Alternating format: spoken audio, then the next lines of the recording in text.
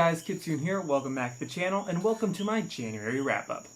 So for the month of January, I managed to read a total of 6 books, what I predict will be my highest count for a while.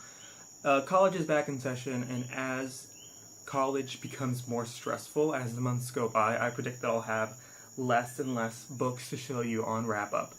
Anywho, without further ado, let's get into the books that I read for January 2017. Starting January 1st, 2017, I picked up Six of Crows by Leigh Bardugo. Now this book is actually a reread for me. I picked it up during the summer of 2016. I think it was summer. Six of Crows is a multiple point of view story that follows a band of 6 morally gray individuals as they attempt to pull off a heist that, if performed properly, will give them riches beyond their wildest dreams. Now, I am a big fan of Six of Crows.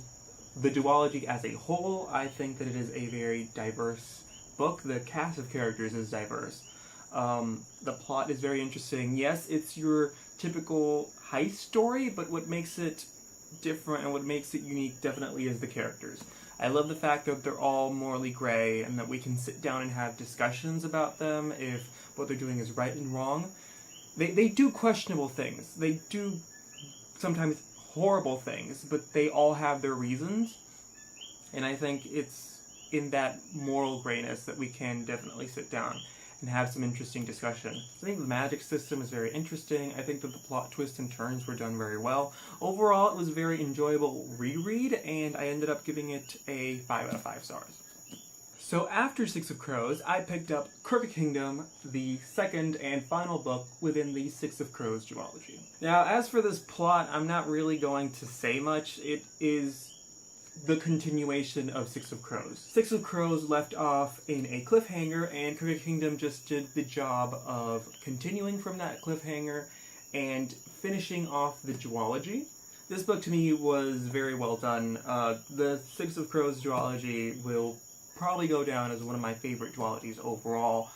I think that Bardugo did a good mix of finishing off the Six of Crows story, as well as leaving some plot points open so that she can then explore in some other book. Because she has said that while she's stopped writing Grisha for now, she plans on going back to her Grishaverse, and I think that with Crooked Kingdom, she left a lot of plot holes open that she can definitely explore in further books.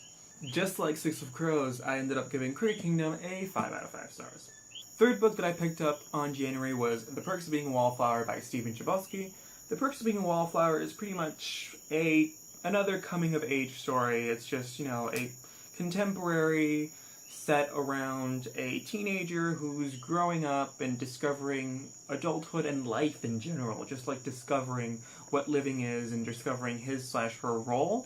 I did enjoy it a lot. I will give this book a lot of props in terms of unique writing, as the entire story is narrated through letters that our protagonist Charlie sends to us, the reader, and I thought that was very different. I haven't seen something like that done in other books. Then again, I only read fantasy, so maybe this has been done a lot before, I don't know.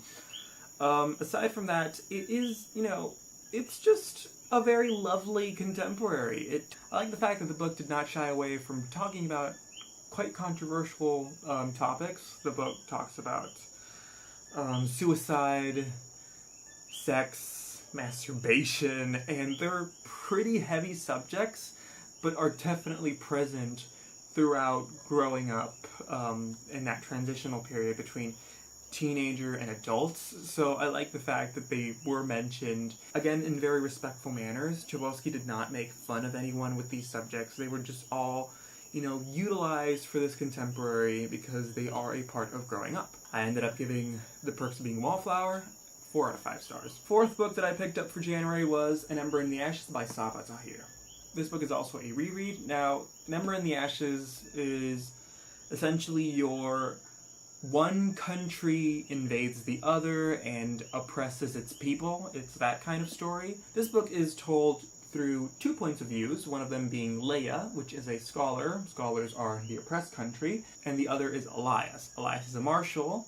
Not only that, but Elias is also a mask, which is the equivalent of the highest trained killer within the martial culture. It essentially follows these two protagonists as they try to deal with life within this martial empire and a fate that eventually connects them.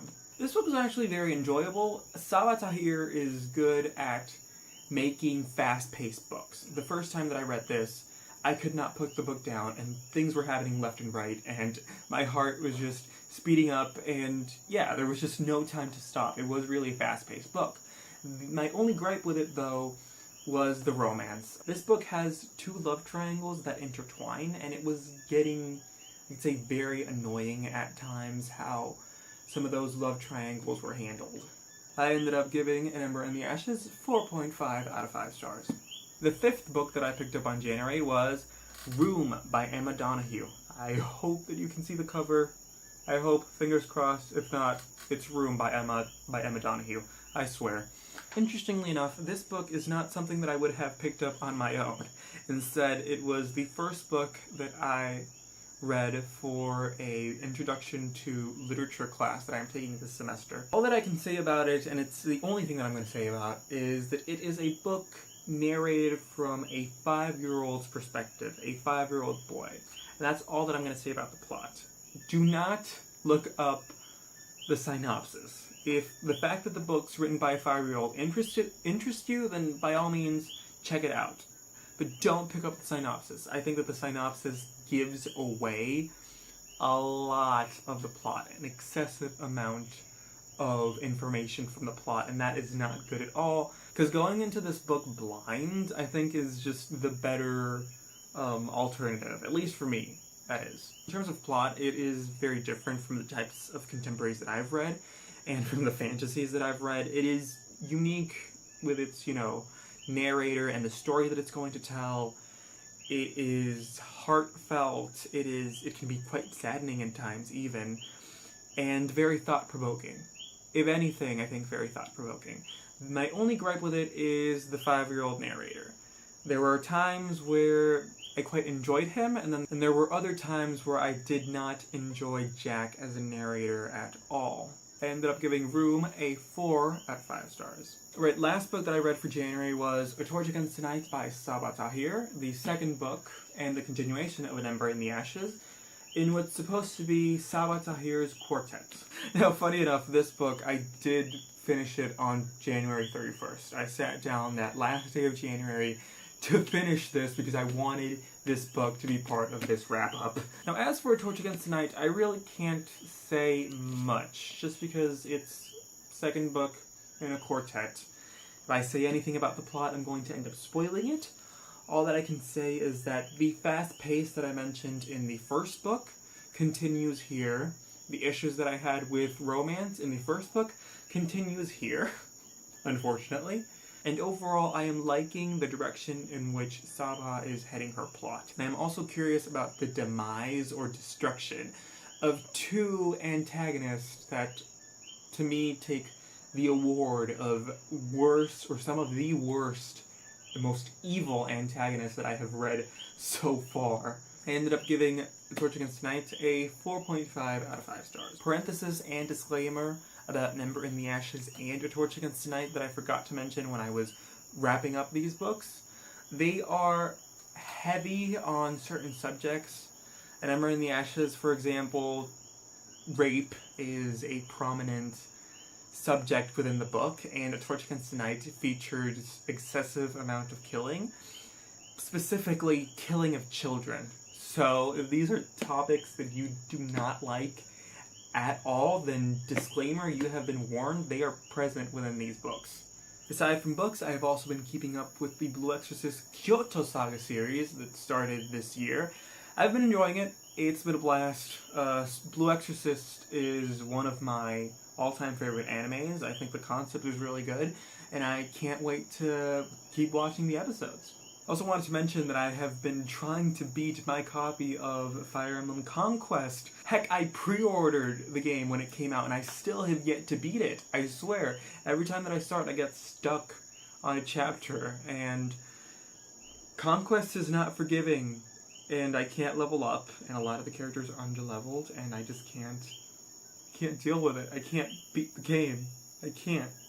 Alright, taking advantage that it is the end of the video, I wanted to leave a couple of random comments. First and foremost, I am aware that I did not record any 2017 resolutions video. I think I attempted to, but it just came out horrible, and I decided not to even upload it. So stuff that I can mention about 2017.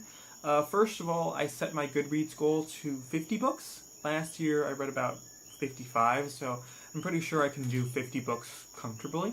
Secondly, I have a list of 17 books that I want to get to this year. I will be posting said list on my Goodreads, as well as keeping them on my Goodreads bio.